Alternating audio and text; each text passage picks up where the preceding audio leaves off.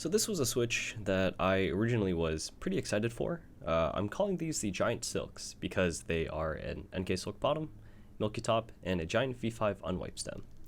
And if you can't notice, they're desoldered because they previously were in a build because I started them in without even putting them in a full board to dry fit to see what they would sound like.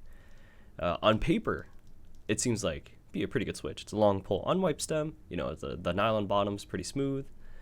Get around milky top for that nice upstroke sound, but I'm not gonna lie, it kind of sounds like shit.